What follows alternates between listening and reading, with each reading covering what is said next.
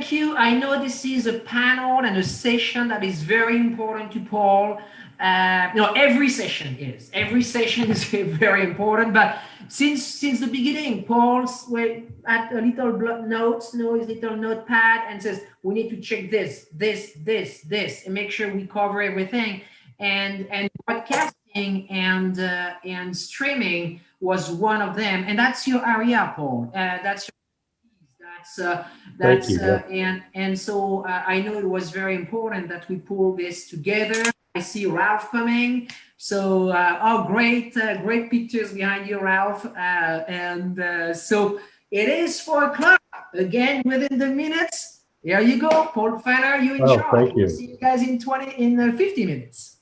Well, I've really been looking forward to this particular panel and the one that follows. I think that we're looking at the future. The people on this screen represent the change that's taking place in the world of broadcasting and live streaming. So, I'm very happy to have all of you here. I'm going to run down and introduce you very quickly here so we can dive into the conversation.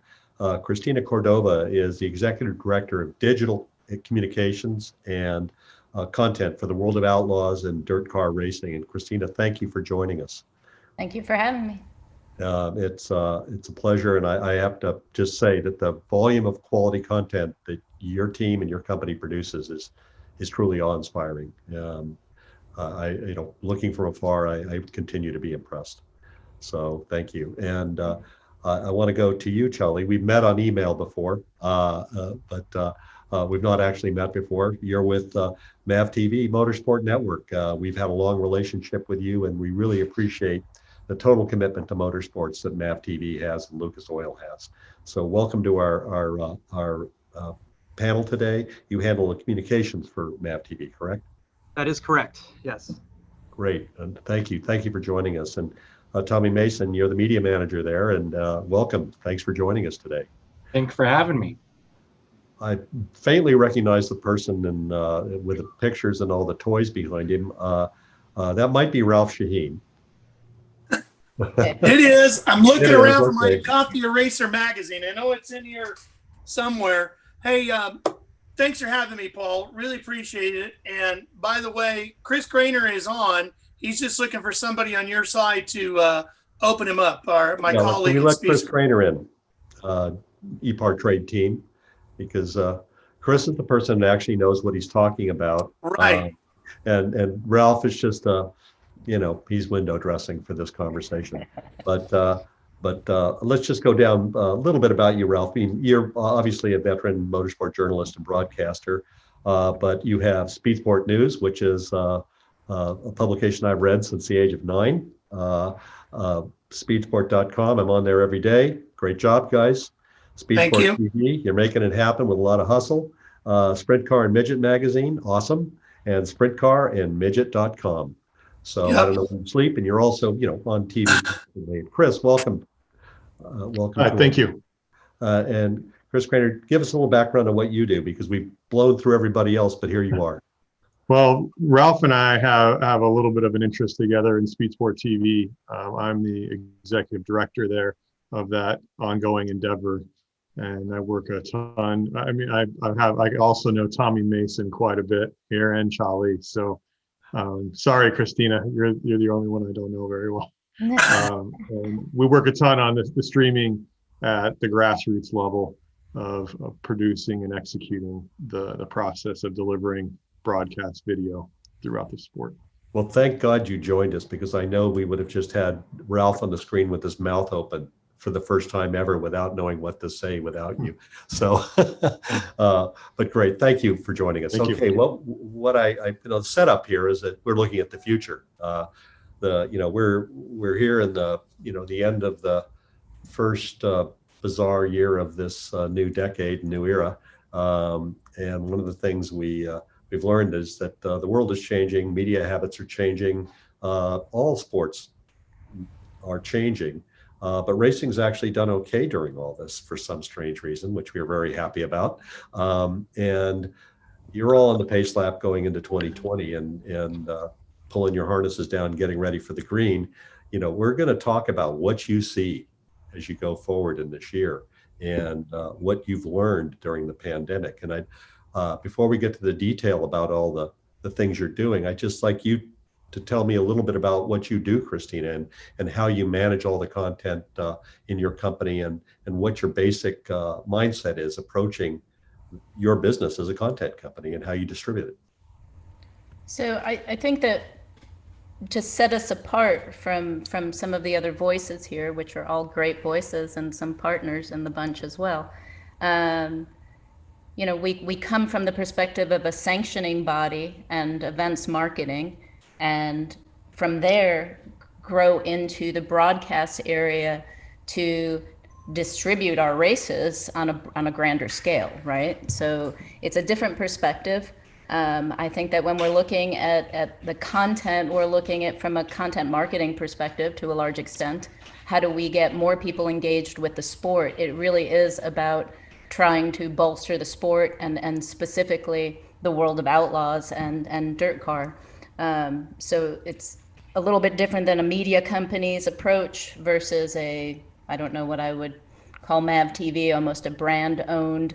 I think there's some similarities there because there is a marketing aspect, since it is brand owned, that perhaps sets that apart from Speed Sport and Racer and other media outlets that are doing broadcasting. So we're using the broadcasting to get more people engaged with the sport, and ultimately to get more people into seats at the race, as opposed to just focusing on watching from afar, right? Ultimately, we want people to go to the events, and it creates kind of an ecosystem that feeds itself in different ways. One of the big changes that I think illustrates really beautifully how the broadcast then affects the at-track experience is we're introducing these big screens at track this year to be able to use some of what we're putting on Dirt Vision, actually show it to the fans on a larger screen during the event, and then create additional content while we're there to show on the screens that will be specific to the fans at track that won't be on Dirt Vision.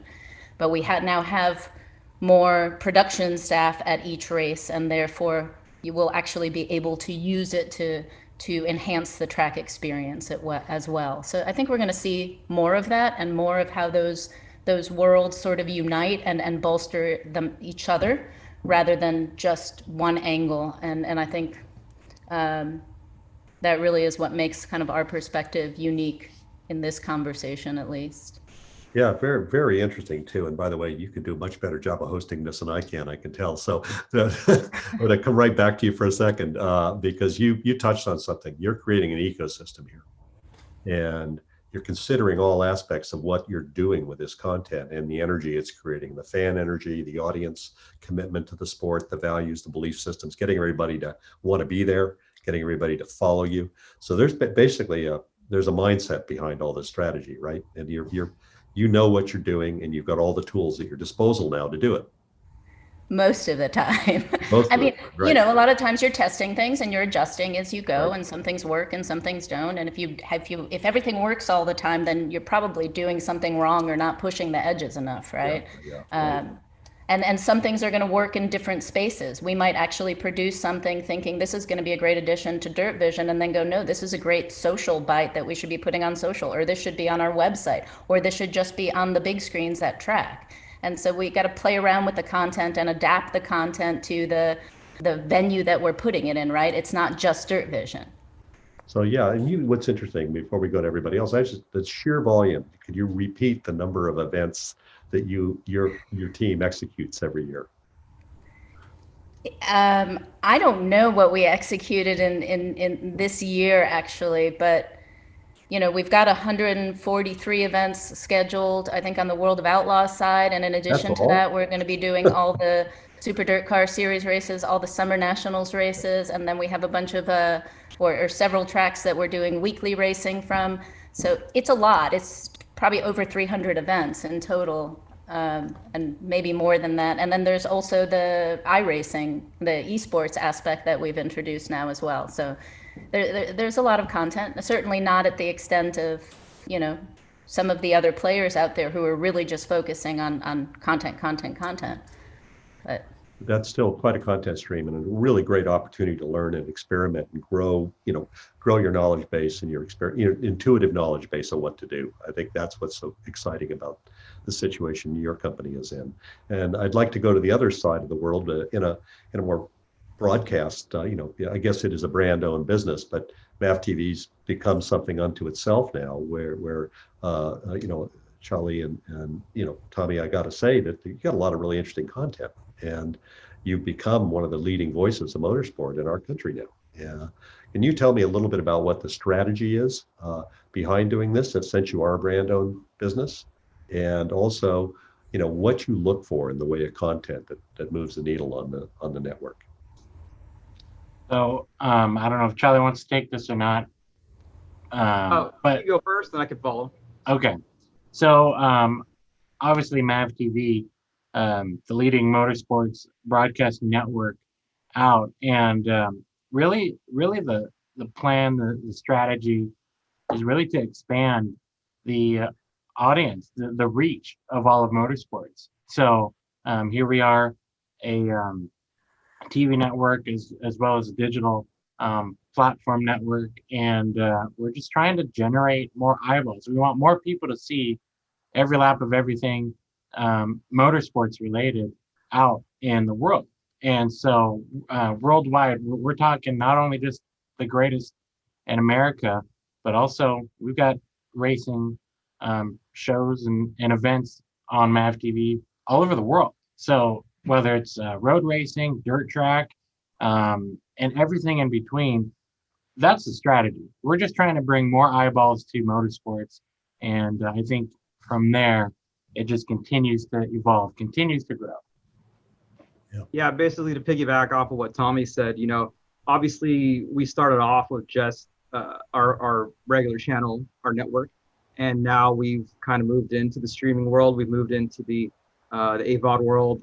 So now there's a lot of different ways to watch MAV TV or MAV TV content besides just on cable or satellite.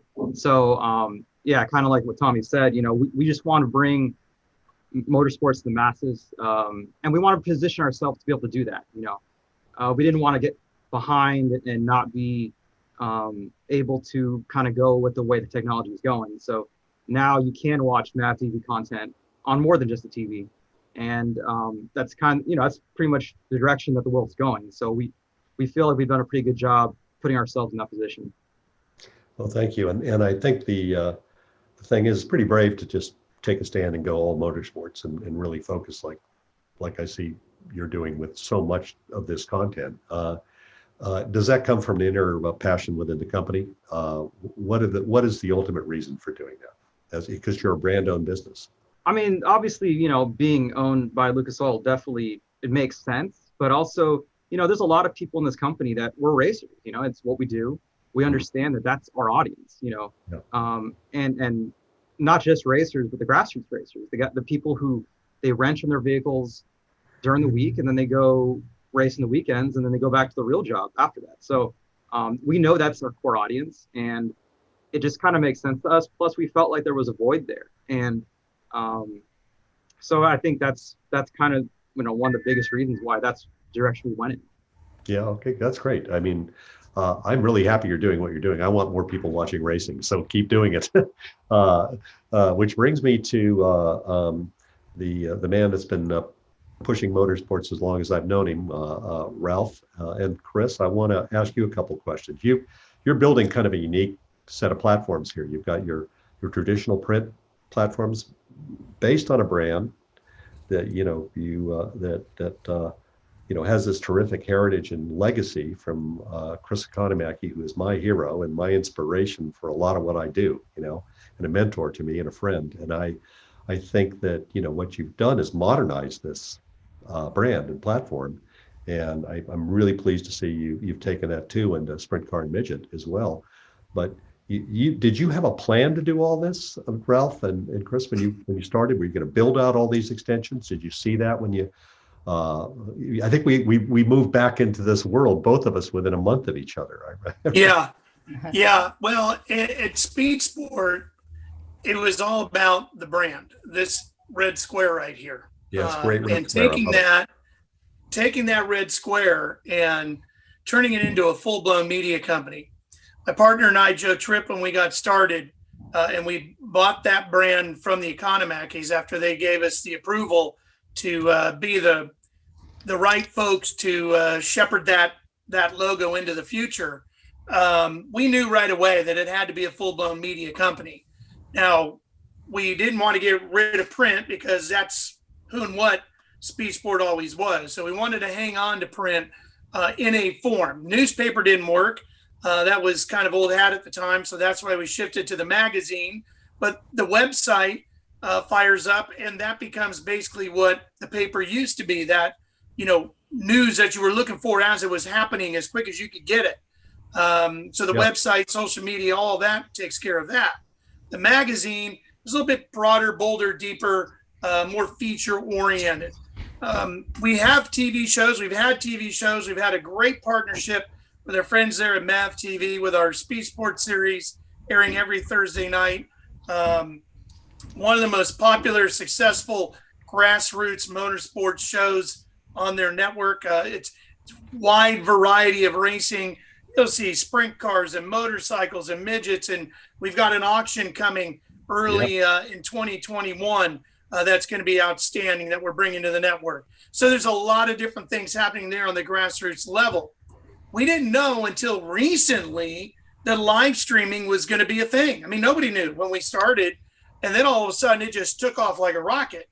And we kind of messed around with it a little bit, tried to live stream a race or two on our own and had some success with it, but it wasn't really the niche that we were looking for. The way it was going at the time wasn't what we really wanted to do. We were more comfortable doing traditional TV and doing it with our partners at MAV TV. Then Chris Grainer comes along, and we become good friends with Chris. His company, Rivet at the time, had developed this technology. You take that technology, which he can explain, that separates us from all the others that are live streaming out there the way we are. It's different than what, say, the Outlaws are doing. And then you match that with our brand, and now all of a sudden you've got the Speed Sport TV network. Mm-hmm. And that is cranking right along. And we launched that literally a year ago this month.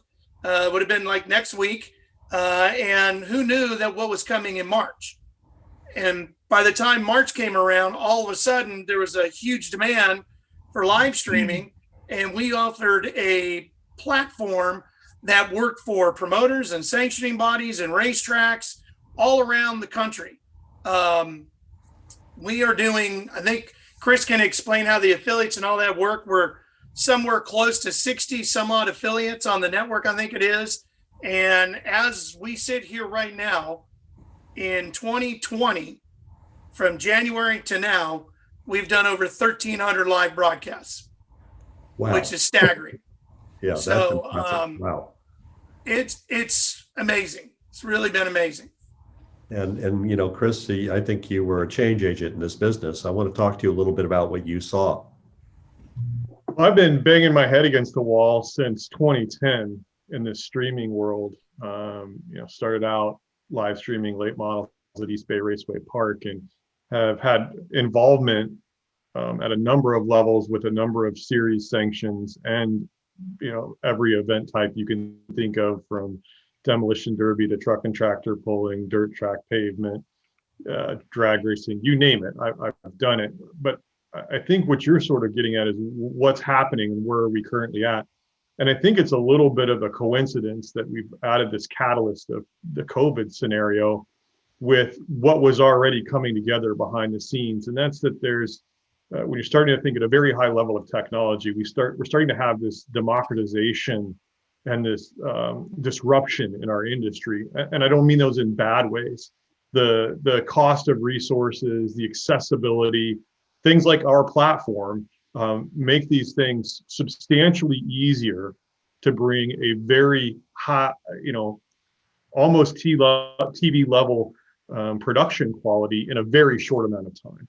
And some of the most difficult things early on, which were access to internet and definitely having reliable distribution to the end viewer, those problems are fairly solved now. So that now lets us, to touch upon what everybody else has, Charlie and Christina have touched upon, is we can now take some of our time and spend it more on getting to the eyeballs and finding other ways to find a broader reach, and reutilizing what we're doing at the facility. Instead of just being purely focused on live streaming, we can now have some other important assets coming out of that, being forms of marketing, forms of entertainment, all of these additional things that are now available. And it's really just happening about right now.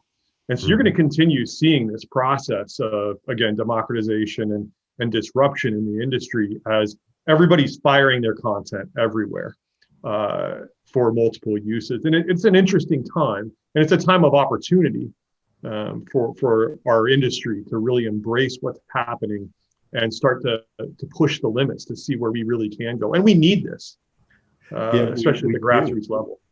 We do, and you've said it very well, and this is fascinating stuff, everyone. I'm really enjoying it, because what I think we had is a crest of an unexpected wave this year. We saw a massive surge in audience digitally that we didn't expect. We were anticipating a massive downturn, and first off, I didn't realize people wanted to watch iRacing as much as they do.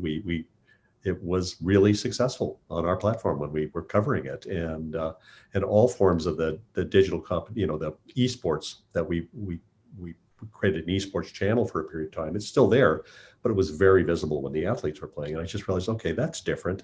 Audience trended younger. We saw a massive shift in age composition of the audience, but we also saw a huge growth in audience during this time. We went from laying in the mid 400,000 unique visitor a month range to popping over 800,000 and regularly being in the mid 700,000 range on unique visitors. And I wondered, where the hell were all you people before? And I think they now have time on a monthly basis to go be with this content, and they're pulling on the string rather than us pushing things out to them. They're choosing what they want, and you're all doing things to deliver that. Now, I'm mentioning all this to bring it back to a simple set of questions for you. We learned a lot during this time. What did you learn? What's the most important lesson all of you have learned during the past 11 months during COVID? We went from being in a normal racing environment to bang, we're in this. What have you learned, good and bad? Please share, starting with you, Christina. That's a tough question. And it's not that we didn't learn, because we sure learned a lot. I'd say, for one thing, I hate to put things in a negative light at all, but our industry is not incredibly receptive to change at times, or stuck in our way at times. Mm-hmm. And this forced change. Like, it forced it. So there were a lot of things that were sort of stuck because we had just done it one way for so long, and we knew we had to change it, but that change was slow. And this was just a slap in the face and a kick in the butt, and change now. And we did it. So for starters, we learned that we could do it, and that the partnerships we had created, like the partnership we have with iRacing, was critical to our success during that time initially. Yeah. So the importance of some of those partnerships, and to form those partnerships and be positioned and ready to go when the time comes, even not knowing what's going to happen, right? And then I think that one of the things that we probably all learned was the importance of I don't want to say lobbying, right? But the importance of having people and teams and coalitions at the ready to go in and speak for the motorsports industry. Yes. And we worked with some that already exist. We created others that didn't exist. We would not have been able to return to racing if it hadn't been for those people, for those partnerships, and for those efforts that were made to work with the local and the local officials, and with the CDC, and with just everything we did to put the plan in place to return to racing. Without that, we wouldn't have had the broadcasts, and the broadcasts are what kept that up because we had such limited audience. I mean, you know all this. I don't need to speak to that, but Yeah, but you said it so well, Christina. I mean, you just wrote the white paper on this year, I think, and that's really, and one of the things you're touching on here is racers are resistant to change, but when they see something that's winning or working, they do adapt pretty quickly. They have to, and change being forced upon us, I consider to be a blessing. You know, I learned more from my failures when I raced than I did from my successes, which were few, but they were there. And I think we all get comfortable. Being uncomfortable, especially when you're going as fast and hard as you can, is a good thing. You need to be open to what's changing around you. And I think it's a great segue to MAV TV, because you're in the both worlds, you know, Charlie and Tommy. Tell me a little bit about what that was like inside your world, you know, Battle Station MAV TV. Well, it was really tricky because, you know, obviously we have a good mix of live programming as well as our, you know, archives in our library. So when it came to the stuff in our library, that was fine. You know, we could always fall back on that. But when it came to the live events, it was really tricky because we didn't know if or when it would even resume. So it was just a lot of kind of what everybody touched on already, just having to adapt. You didn't have a choice. You had to make plans for the moment, but also be prepared to change those plans. And I could only imagine, you know, all the people that had to do all the crewing and all the, you know, booking all the flights and all the crews, and just it had to be a train wreck. But you know, it's just one of those, you didn't really have time to really be like, oh, woe was me. You just kind of had to suck it up and just deal with it. But that was everybody in racing, you know, and it just kind of shows also how kind of fragile everything could be, how Yes. everything was really dependent on the next thing. And so when you know, you pull one you know, domino out and everything just falls apart. So but we did, you know, we did the best we could, and everybody kind of has, and everybody was able to get the season in every respective series, which was fantastic. But it had, you know, a lot of compromising and working together to make something out of nothing. So but it could have been a lot worse for us. We were very fortunate, I would say. Yes, indeed. Do you have anything to add to that, Tommy? Well, I was going to say, as much as everybody in motorsports in general are resistant to change, as much as we're resistant, we can adapt and overcome a lot of motorsports too. And so we got to see literally the entire full circle of everything when it came to that, because between promoters, track operators, series, and all the way down to MAV TV and the side that where we had to, you know, we have a schedule. Everybody's got a schedule, and our on-air schedule had to change on the fly, almost sometimes hourly, sometimes daily. We would get a new surprise where things would happen, and you know, deadlines, you know, sometimes were met or not, but we kind of had to go with it. We had to roll with these ever evolving changes, and unlike a lot of other brands or companies and whatnot, when, you know, COVID really hit, the real big hit that practically shut the whole country down, TV doesn't sleep. So we had to keep going, and we had to find ways to constantly bring content on air, maybe try to change our programming a little bit, because we could always just hit a button and re-air, but that gets old, right? So we would adjust our scheduling to maybe mix it up, spice it up a little bit, because we know everybody's stuck at home, and what's there to do but to thumb through your phone and to watch TV. So yeah, it was really interesting, but it was really the intriguing part, I feel like, was to see everybody adapt and overcome. I mean, the racers themselves, big kudos to them, because they had nothing.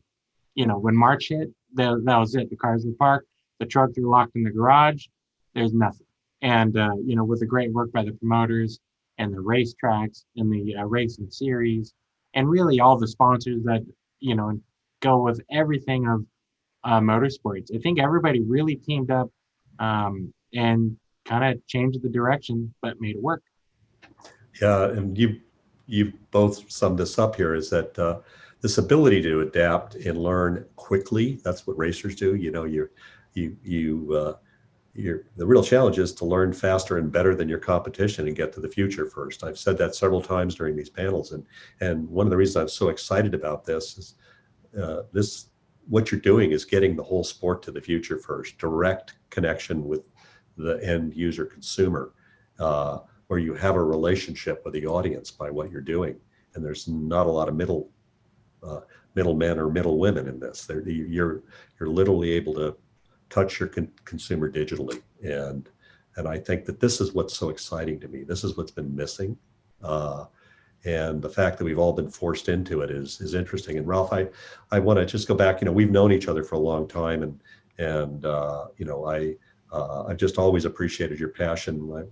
I think we love a lot of the same things. I grew up around midget and sprint car racing, so I still feel it when I'm around it. It's you know, it fires me up, and I love motocross and supercross because that's my escape from all the four-wheel madness I have to put up with. But you know, one of the things I noticed is that racers, they generally love racing. I'm a fan of many types of racing, and I when I'm at home, you know, I can't go to races. What do? I want to find races. And now I've realized there's a lot more out there than I thought there was. And you've been onto this for some time. And, you know, when you shared what was an original vision for some of the things you wanted to do, what did you see? You know, I know that Chris has helped you get there, but what did you see that made you want to go do this? The live streaming part of it is what you're talking about, correct? Yeah, basically where you've ended up. And yeah, the launch in the Speed Sport TV network. You know, we knew that there would be a need out there for a Netflix of motorsports, if you will, live streamed out there that people could access and get to and get after. Something Joe Tripp and I have talked about endlessly ever since we bought the brand. But we didn't have the technical know-how to get to where we wanted to be able to present that content out there the way we envisioned it. And that's where Chris came in spectacular fashion. The idea, the technology that he had took everything that we were thinking and that he was thinking, and it just all melded together perfectly at the right time. And then I think what changed it a little bit, it's not just technology and a brand, you got to have a vision as to how you're going to present that. And so we really see ourselves as, you know, racers broadcasting racing for racers. Yeah, and when I say that, I mean, race fans is all part of that. You know, if you're in this thing, you're a racer. Okay. It's just, it's a loose term we all use, but everybody in this panel is one. If you're this committed and dedicated to putting in the hours and the effort to do what we're doing within the racing industry, you're a racer. Maybe you're not the one winning the trophy, but you're helping your team get to the finish line in your own individual way.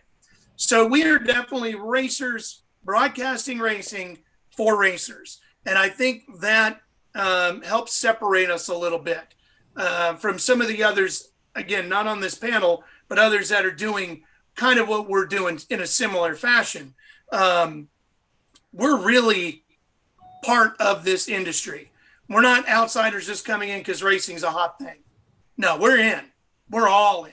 We've been in all our lives. We're not going anywhere if racing takes a dip. We're just going to be trying to figure out how to bring it back up. There's other groups that might be coming in and going, we're here because it's good now, and we're gone when it's not. When we got all the milk out of the cow, we're on to the next one. Nope, we're here. This is our cow. We like our cow. We love our cow, and we want to see our cow just stay healthy and get healthier. So that's what Speed Sport is all about in the Speed Sport TV network. And to be honest, that's why we have relationships with these other people on this panel, including you, Paul, because we're all the same. We are. And we're all that we talk committed about this to. always. It's what we're all committed to. So we had that vision. We knew what we wanted to do. We thought there was a niche for that within the market. That's different than what the Outlaws are doing, different than what MAV TV is doing. We can find our own niche. And you and I, Paul, have talked about this a million times. There is enough in this business for everybody.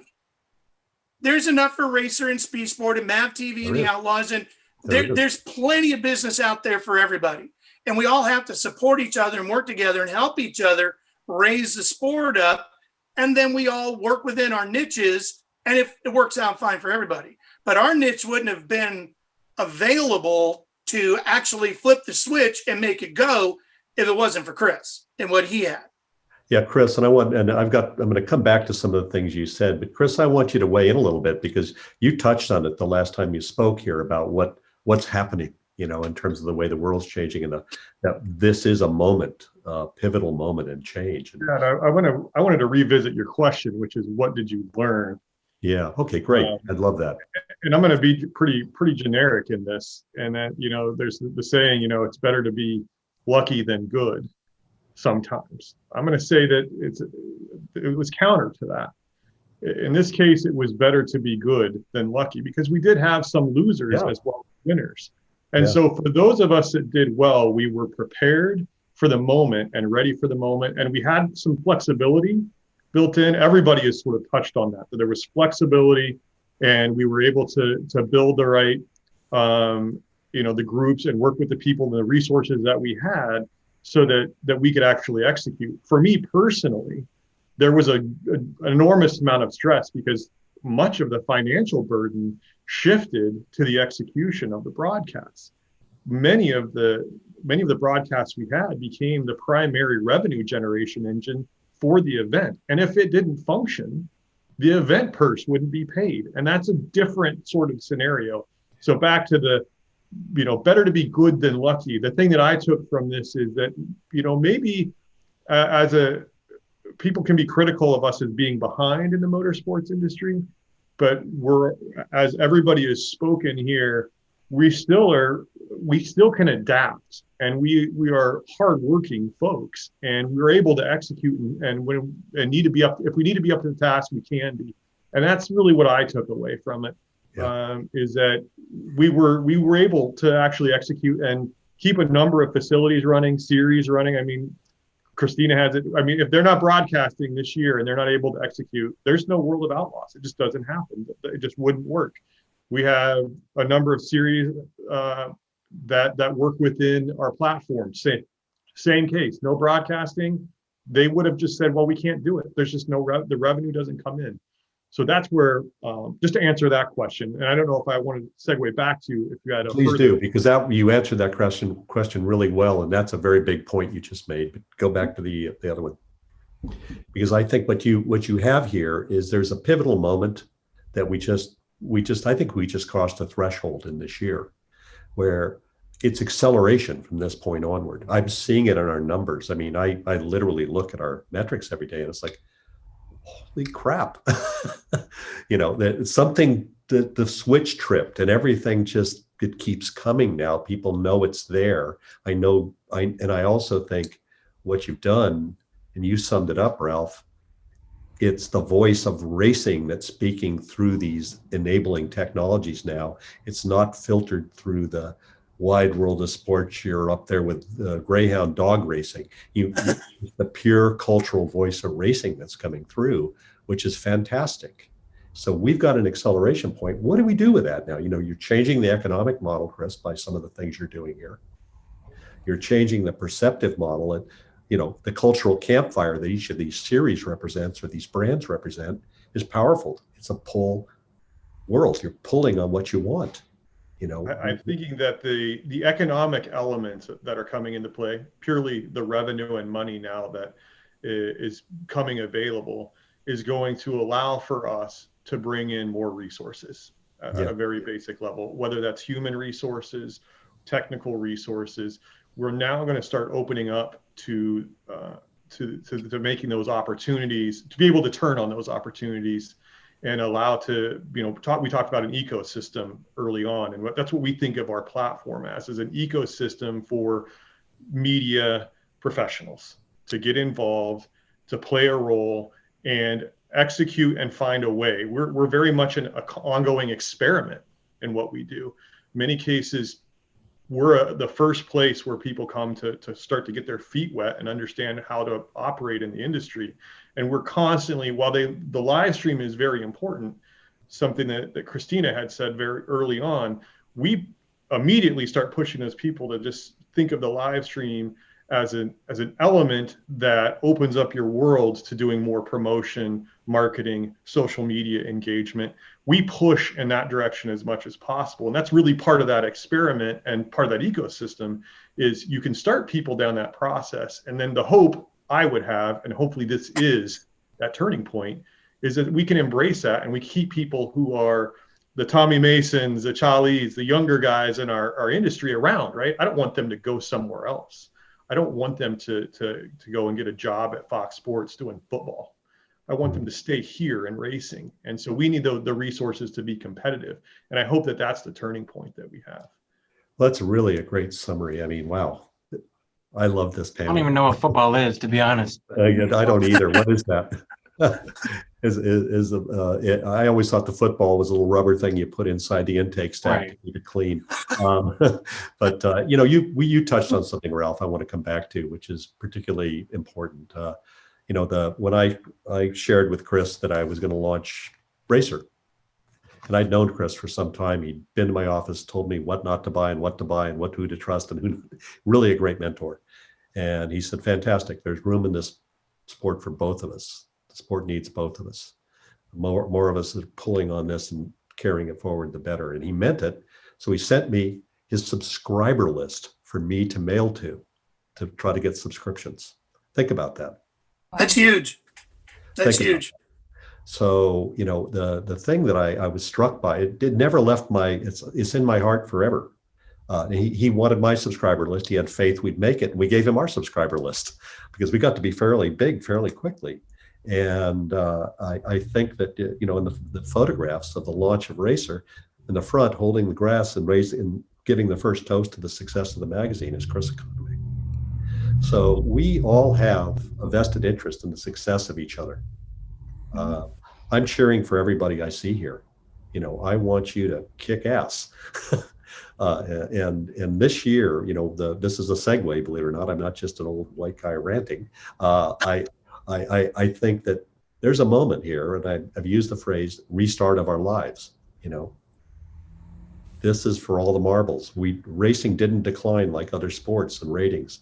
We held our audience and grew in social. We grew in areas we could, and we held a lot of our ratings in a lot of places and meaningful places. And the energy I see pent up in the race fan base, they're more committed than casual sports fans are. Their heroes risk their lives doing what they do. You can't not be committed. So, word of advice to everybody in the industry. We've got maybe 8 minutes to 10 minutes before we hand off. I'm going to start with you, Christina. What's your word of advice to the people in this industry? You've got a powerful new tool you've all created here. How do we win the restart of our lives going into 2021? So in certain conditions, we don't know if we're going to be ready to be fully back to normal until maybe later in the year. But what do you think the mindset needs to be? I mean, I think we already touched upon it, right? Adapt, Yep. Change, try new things. Don't get stuck on any one thing, but keep trying it long enough to make sure you're giving it a fair chance. Start small if you have to. Find the right partners. Like Ralph said and Chris said, they probably meant the survival for a lot of tracks, or at least for tracks and promoters to be able to race, right? Thank God that was there. Thank God. Right. Don't try and recreate the wheel. It's been created for you. So find the partners that can help, or talk to people about how they created their wheel and see if you can build off of that rather than starting from scratch. You are truly wise beyond your age. That is great advice. I hope everybody takes it to heart. Thank you. And I go to you, Charlie and Tommy. Restart our lives. Let's I'm going go. to be kind of echoing what Christina said, and it's a lot of it is just don't be afraid of change. When you look at the world 5 years ago, streaming it existed, but it wasn't as big as it is now. So if 5 years ago you were so committed to just TV that you paid no attention to streaming, 5 years later, you're 3 laps down. You don't want to be Blockbuster when Netflix came out. You want to, if you can't be ahead of the game, at least be able to go with it when the changes happen. Right. So because we don't know what's going to happen 5 years from now. What we have 5 years from now could be completely different from what we have today. So you just have to be ready for change and be able to put yourself in a position to adapt to those changes if and when they happen. Great advice. And Tommy? I was just going to say, not only adapting is key, but also support, right? I mean, it really comes down to the support of everybody involved with every brand, right? Racing or anything involved with your favorites, right? Because you've kind of seen a thing where people assume it's going to always be there. Well, I think, the sink or swim moment we've had this year, and hopefully that trickles away and we forget about it. But that people kind of got complacent. People got comfortable and maybe figured that, that'll always be there. And some things aren't. And I think you need the support. I think that's going to be my advice for everybody going forward is if the opportunity is there and you have, any interest, go for it. And if it's something that you really appreciate or enjoy, support it. Great advice. And by the way, I would like everyone to support EPARTRADE and racer.com while you're doing that. So I'm going to go to you, Chris, and I'm going to save the last word for you, Ralph. Okay, Chris, advice and restart of our lifetime. Yeah, I think I'm going to kind of build off of what Charlie said, which is, where we were 5 years ago and where we are now, and then start to think about really where motorsports came from and what it was even in the, think of the early 1900s. We were more of a circus type event. They used to race in the Rose Bowl. They used to be these amazing things. And I think that this is going to play a little bit off of my current influences. I think we're getting to the point where we need to take some moonshots, right? Mm-hmm. We need to go big. We need to make some changes that really shake up what we do.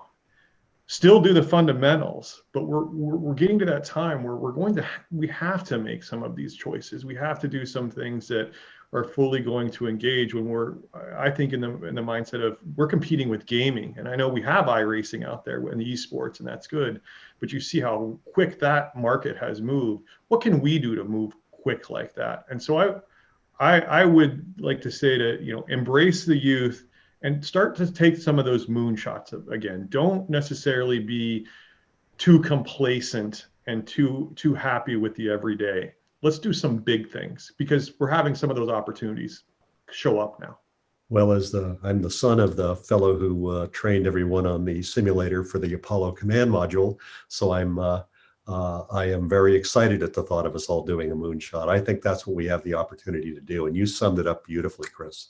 There's a big moment here where we can go beyond anything we imagined if we think big and learn faster than everybody else. And Ralph, I've watched you learn so much so fast all the years I've known you. Why don't you bring it home? I'm not surprised at all that racing was the thing when it came to professional sports. They got back active and did a sporting event live after the pandemic hit first. It's not shocking at all. Racers are always pushing the limits and setting new marks and advancing their game down the road. One thing we haven't talked about a little bit is how much other sports have learned from racing.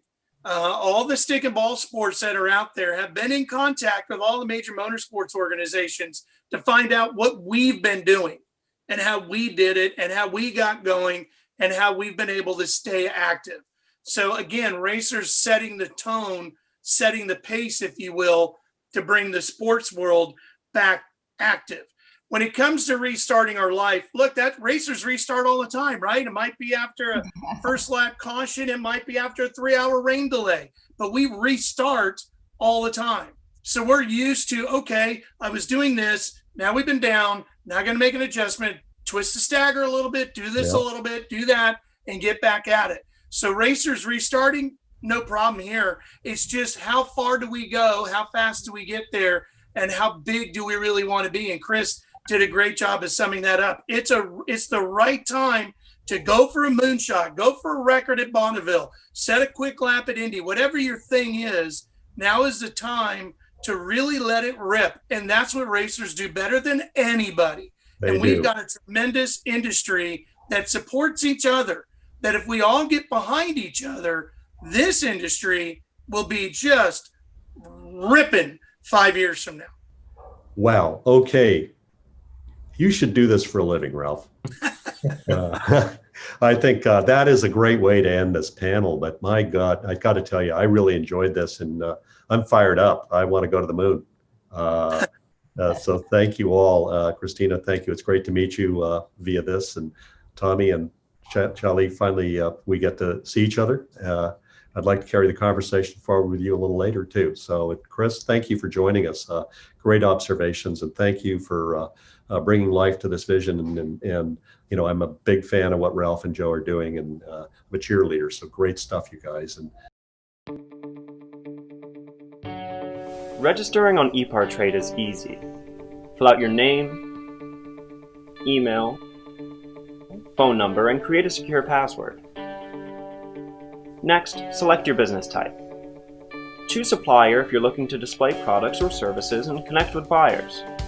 Choose racing business if you're looking to find new parts and connect with suppliers. Choose race team if you own or are a member of a professional racing team.